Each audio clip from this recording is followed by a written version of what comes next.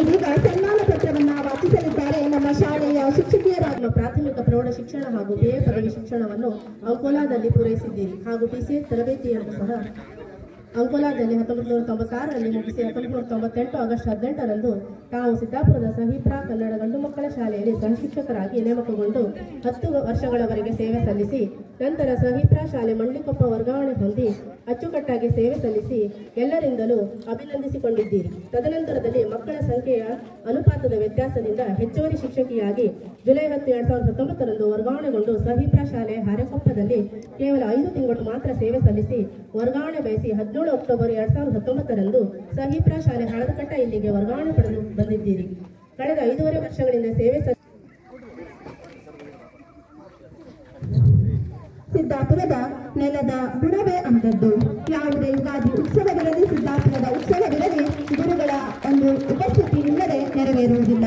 ಅಂತೆ ನಮ್ಮ ಶಾಲೆಯ ಬಹಳಷ್ಟು ಕಾರ್ಯಕ್ರಮಗಳಲ್ಲಿ ತೀರ್ಮಾನಿಸಲಾಗಿದೆ. ಅದನ್ನು ಜನಮಾನಸದಿಂದ ಅಳಿಯುವ ಮೊದಲೇ ಕಳೆದ 2 ತಿಂಗಳ ಹಿಂದೆ 3 ಶಿಕ್ಷಕಿಯರನ್ನ ಬೀಳ್ಕೊಟ್ಟು ಪಾಲಕರು ಸನ್ಮಾನಿಸಿದ್ದಾರೆ. ಹಾಗೆ ಶಾಸಕರಾಗಿರುವಂತಹ ಶ್ರೀ ಭೀಮಣ್ಣ ಟಿ ನಾಯ್ಕ್ ಸರ್ ಇವರಿಗೆ ಸನ್ಮಾನ ನೆರವೇರುತ್ತಿದೆ. ಗೌರವ ಸಮರ್ಪಣೆ.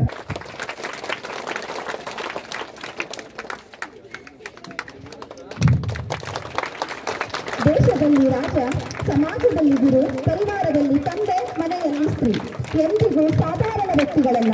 ಏಕೆಂದರೆ ಅಭಿವೃದ್ಧಿಯ ಹರಿಕಾರರಿರುವರು. ಅಂತೆ ನಮ್ಮ ಶಾಲೆಯ ಬಹಳಷ್ಟು ಅಭಿವೃದ್ಧಿಗಳಲ್ಲಿ ಕೈಜೋಡಿಸಿದ್ದಾರೆ ನಮ್ಮದೇ ಶಾಸಕರಾಗಿರುವಂತವರು. ಶಿಕ್ಷಣದ ಬಗ್ಗೆ, ತನ್ನ ಪ್ರದೇಶದ ಅಭಿವೃದ್ಧಿಯ ಬಗ್ಗೆ ಸಾಮಾನ್ಯ ಇವತ್ತು ನಮ್ಮ ರಾಜ್ಯ ಸರ್ಕಾರವು ಕೂಡ ಸಾಕಷ್ಟು ಶಿಕ್ಷಣಕ್ಕೆ ಹಣವನ್ನು ಖರ್ಚು ಮಾಡೋದ್ರ ಮುಖಾಂತರ ಬಡವ ಬಲ್ಲಿಗ ಅನ್ನುವಂಥ ತಾರತಮ್ಯ ಇಲ್ಲದೆ ಮಕ್ಕಳಿಗೆ ಎಲ್ಲ ರೀತಿಯ ಸಮವಸ್ತ್ರಗಳಿರ್ಬೋದು, ಬಿಸಿ ಊಟ ಇರ್ಬೋದು, ಪೌಷ್ಟಿಕ ಆಹಾರಗಳಿರ್ಬೋದು, ತಪ್ಪೆ ಇರ್ಬೋದು, ಈಗ ಶಿಕ್ಷಣಕ್ಕೆ ಬೇಕಾಗಿರ್ತಕ್ಕಂಥ ಎಲ್ಲ ವ್ಯವಸ್ಥೆಯನ್ನು ಮಾಡಿಕೊಳ್ಳೋದ್ರ ಮುಖಾಂತರ ಒಳ್ಳೆಯ ಕ್ವಾಲಿಫೈ ಇರ್ತಕ್ಕಂಥ ಶಿಕ್ಷಕರನ್ನು ಸರ್ಕಾರಿ ಶಾಲೆ ಕೊಡೋದ್ರ ಮುಖಾಂತರ ಇವತ್ತು ಶಿಕ್ಷಣವನ್ನು ಭಾಳ ಅದ್ಭುತವಾಗಿ ನಮ್ಮ ಸರ್ಕಾರಿ ಶಾಲೆಯ ಶಿಕ್ಷಕರು ಇರ್ಬೋದು, ಮೇಲ್ವಿಚಾರಕರು ಇರ್ಬೋದು, BO ಮತ್ತು DDPಗಳಿರ್ಬೋದು, ಈಗ ಅನೇಕ ಎಲ್ಲ ಸಂಬಂಧಪಟ್ಟ ಅಧಿಕಾರಿಗಳು ಅವರ ಜವಾಬ್ದಾರಿಯ ಅನುಗುಣವಾಗಿ ಶಿಕ್ಷಣಕ್ಕೆ ಹೆಚ್ಚಿನ ಒತ್ತು ಮತ್ತು ಮಕ್ಕಳಲ್ಲಿರ್ತಕ್ಕಂಥ ಅನೇಕ ರೀತಿಯ ಚಂಚಲತೆ ಇದೆಯೋ ಅದನ್ನು ಕ್ರೋಢೀಕರಿಸಿ ಒಳ್ಳೆಯ ಶಿಕ್ಷೆಯು ಅದ್ಭುತವಾಗಿ ಒಳ್ಳೆಯ ಗುಣಮಟ್ಟದ ಕೆಲಸವನ್ನು ನಮ್ಮ ಇಂಜಿನಿಯರ್ಸು ಎಲ್ಲರೂ ಸೇರಿ ತಾವು ಮಾಡಿದ್ರಿ.